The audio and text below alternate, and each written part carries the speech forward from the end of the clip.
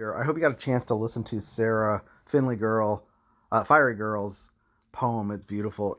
I know her because I'm in a group chat with her and have been for months, and she's the real deal.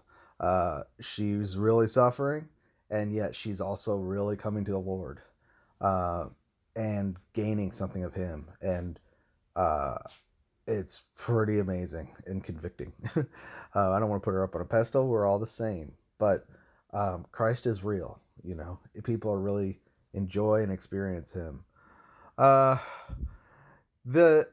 interesting thing, I made a reference to Babylon in the last message about dropping your worldviews, which wasn't part of the Peter thing. But I was talking about how Jews, they had to go to Babylon in order to survive. And that would have been so difficult for them. That was during the time of the Babylonian captivity when Jerusalem was going to be destroyed. And God said, put a mark on all of those who mourn for the condition of Jerusalem and all the abominations that they're practicing. And that mark was almost like a seal. It was a seal that you understood God's heart and grieved over the apostasy.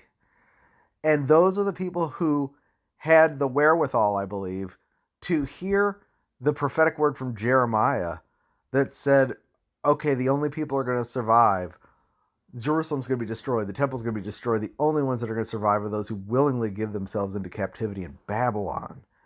And in Babylon, you'll be blessed. You'll plant and build and have families and be increased, only if you obey.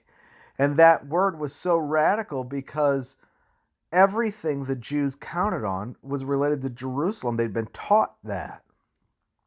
And the only people who would have heard that kind of word would be those who were marked having been grieving over the state of Israel and understood that God, that it was a ruined heap, that they were completely apostate. But the false prophets spoke to those who weren't discerning and said, no, you got to stay in Babylon. You got to stay in Jerusalem. You don't go to Babylon. Jerusalem's where the temple is. Jerusalem's where God's kingdom is. We just need to believe in Him and He's going to fight our battle and all that. Which sounds perfectly scriptural. If it weren't for the fact that Israel was completely in rebellion, right? And I just think what a radical thing to have heard the voice of the prophet, to go against your worldview, and to even go to Babylon, which is associated with the unclean. Everything God hates is in Babylon. For a Jew to be in Babylon is like, there's that psalm that says, when we were in Babylon, we put our harps on we hung our harps on the trees and wept, and they asked us to sing a song of Zion in Babylon. How can we sing songs for the Lord in a strange land? And Babylon is everything God hates, and yet He told them, you're going to go there and be blessed. And I thought about it. It's interesting. I had forgotten that Peter ends his first epistle with a salute from the church in Babylon. The church which is at Babylon, elected together with you, salutes you. And that's not, most people don't believe that's literal Babylon. It's a code word for Rome. And that is something that I've never quite understood the way I do right now, because we've been talking about how the Jews were strangers and pilgrims, and they were among the Gentiles. And Israel had been judged again. They couldn't stay associated with Israel. People know that Jesus prophesied the destruction of the temple and the judgment and the wrath that was to come upon that generation, so that they were held responsible for all the blood of the prophets that had been slain in Jerusalem from Abel to Zechariah was required of that generation in the worst siege. Titus Vespasian and the destruction of the temple and everything. We know that story, especially if you know Chuck Missler. But that happened in 70 AD, right? That was a judgment. But the people who had been saved and were familiar with the writings, the gospel and Jesus' speakings, especially the Sermon on the Mount, knew to flee. And so they fled Jerusalem. And I suspect some of these are they. They are now no longer in the land. Peter's in Rome waiting for, he knows he's going to be martyred. Okay. I just think it's interesting that he says the church was just at Babylon, because it echoes back to that whole thing with Jeremiah. Only those who had the discernment to recognize the Lord's present speaking knew to get out of Jerusalem in both times. And now they find themselves strangers and pilgrims among the unclean Gentiles. Okay? I just think that's amazing that he would reference Babylon. I wasn't thinking of that when I did the message yesterday. But it really is interesting. Hope you catch what I'm saying, if you've been tracking this. Babylon is the place that you shouldn't be unless you're there by God's appointment. And if you're there by God's appointment, you'll be blessed. But you're going to have to live by grace, because the situation is untenable. And I was thinking about Peter. You know, we're about to get into this section on marriage, and I'm like, I don't want to go to that. Chapter 3 of talking about marriage and Sarah and Abraham and how she called him Lord. And, you know, here in this chapter 2, we're going to talk about abusive bosses, abusive slave owners, really. And this strict requirement that you don't fight back, but you take Jesus as the pattern of suffering, it's too much. And if you're in an abusive marriage as a woman, but as I was thinking about it, I realized Peter is very much living under the beast system of his day, you know, Rome with Nero. And things are so dangerous that the only way to survive is to look to Jesus Christ, to be sober, to gird up the loins of your mind, to be sober and set your hope perfectly on the grace to be brought to you at the revelation of Jesus Christ, not just in his appearing, but every day. That's how I live, because it's unsurvivable. You know, if you're working in Rome, most likely you're being abused. If you're not the master, you're the servant. And the servant is a slave, right? And you know, it's not like slavery in America. You're probably not being mutilated and raped and all that, but you're living a life of being treated as not worthy of respect, you know. And you know, when we get to chapter 3, it's going to be talking about marriage.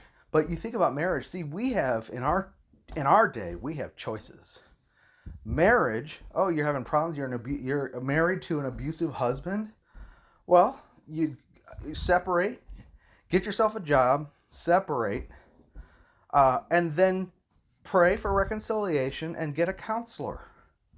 You know, obviously you don't live with the abusive spouse, and I'm serious. If you've got freedom, you use whatever's at your disposal. Like Paul said, he said, you know, if you are free, don't seek to be a slave. If you're a slave, you know, see yourself as free, but you know, use it. Use your freedom, or use whatever's there. Okay. So that's okay that we live in this time of choices. I'm really trying to reconcile all these things, which I want to speak to. You know, that worldview thing. Speaking of choices, I got into a conversation with a brother on my wall who pointed out, you're making some pretty sweeping generalizations, and he's kind of right.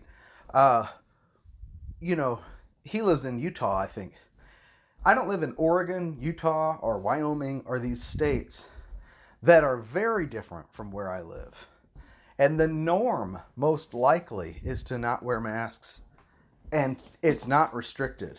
It's not as restrictive as this, you know, it's suggestions and stuff. And the norm, the weird thing probably would be to wear a mask, you know. Here where I live, if you don't wear a mask, you're asking for trouble. Everybody's wearing masks. You go into whatever store And those workers are taught. They believe it. And it's really interesting because the belief systems fall along demographic lines, geographical, we have been really cut up into all these different worldviews. The experience that I have, I believe, is most likely very different. Here, the hospitals really are full. My uncle had to go somewhere else because the hospital is at capacity. And people are afraid. Musicians I talk to who I want to hire for events don't want to work. They'd love to play, but they don't want to go to something they deem as unsafe. That's their beliefs. I don't have the ability to diffuse or support. I don't know what's true or what's not. But here, if you go into Target without a mask, you're going to be kicked out. You're going to be wrestled down by security and taken out. And so what I'm talking about really may not even apply in a situation where, like, perhaps in Utah, it's like everybody is, we're not wearing masks. What? Okay, so I had to be careful about these generalizations.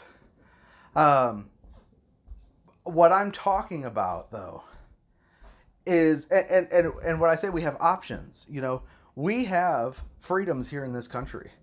And he made a good point, that I mentioned the Chinese, they don't think like that come here from China and they have their church life. Some of them voted Democrat, and it bothered me. But I learned that their interests, their mind is set on totally different things. They don't look at, we say, the Democrats are communists and Marxists. They're like, no, we came out of that. We know what, this is not that, it will be, but this is 15 years ago. But the way they looked at Democrats was the Democrats were less likely to go to war, especially with China, And so for them, they were interested in stability. And to them, they really don't have the background to understand the price we've paid for our liberties in this country. And I say we, not me. I didn't serve, I'm just a kid in a way. I'm just a spoiled baby. Now, so that can be really insulting, and I apologize for that. That's not my intention. The liberties have been fought for, and we have liberties, and while we have them, we should use them to an extent. The thing is that when I exercise my liberty to make a statement, you consider Rosa Parks on the bus, right? She didn't go sit in the back, she sat up front. That didn't put anybody in harm's way. Not wearing a mask, in the perception of the people around you, is putting people in harm's way in my city. Okay? That's more than making a statement about tyranny or anything like that. You're just being a fool. That's the way they think of it. And I don't know what to think, because I know we've got real spread here. And my mom, being she's a molecular biologist. She was over the forensics lab in our city, and now she converted a paternity testing lab into a COVID testing center. She's very up to date on this stuff, and she says masks are effective. She knows. I can't argue with her. She's rattles off her stats, and she's extremely intelligent. So I don't have any arguments for her, nor do I want to get deep enough in it.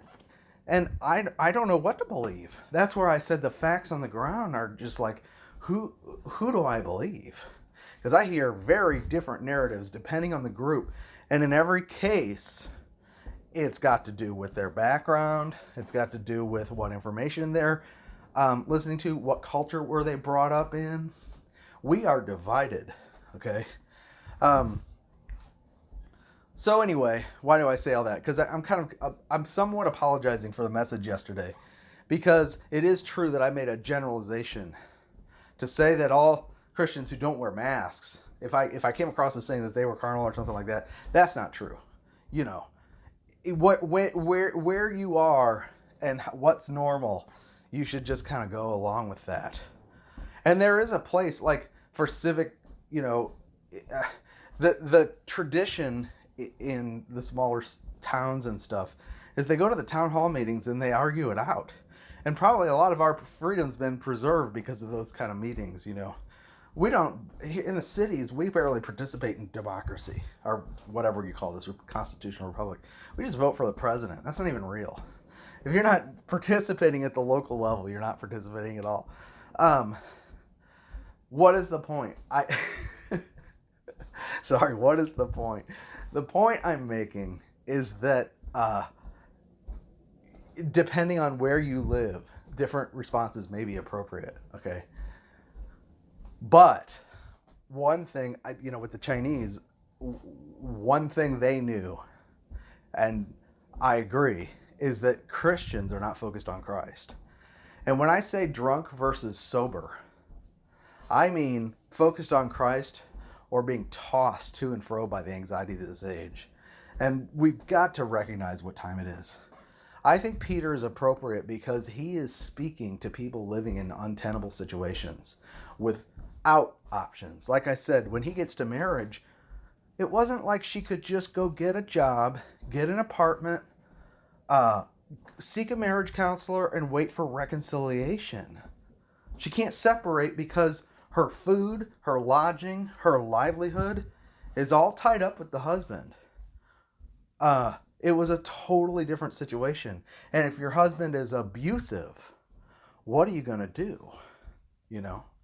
So his advice to them is, we'll get to it, but he talks about how they're to submit themselves to God and believe that by their chaste conversations, they may have a hope of winning the husband.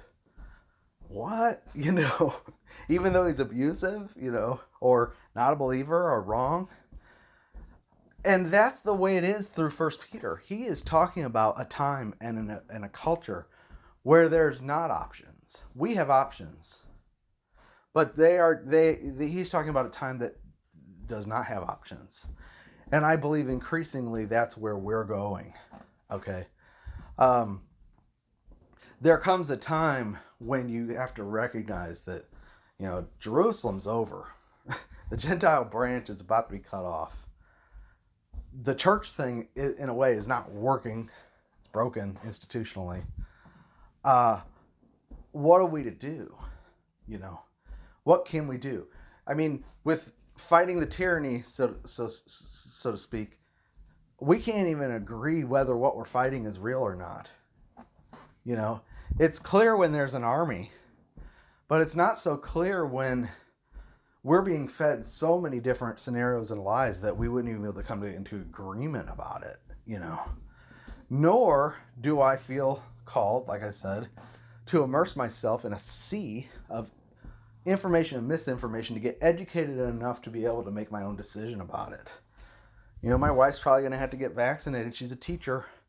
And there's some concerns there because she's immunologically compromised and has allergic reactions and has an EpiPen and stuff. And they're saying you shouldn't do that. You should not take it. So we're praying about that, But we have to be free from the moral compunction of, this vaccine is related to this industry, the abortion industry, and so if you do that, it's immoral. Plus, you're giving into the tyranny, and you're forwarding the beast system, and it's going to change even worse, it's going to change your DNA, so it's going to take away your God gene, and you're not even going to be able to feel God anymore. Then you're going to be that much more pliable, and you're going to obey this Antichrist. That's the kind of stuff I'm talking about. That's not a real fight. That is boxing at the air crazy talk. It really is. And it's based on weird stuff from lots of different weird places. Conspiratorial stuff. Again, half-baked news articles from people like Hal Turner, Alex Jones, prophetic so-called dreams and visions of false prophets. There's an agenda with all that stuff, and it's a satanic delusion, and it produces really bad fruit. Okay,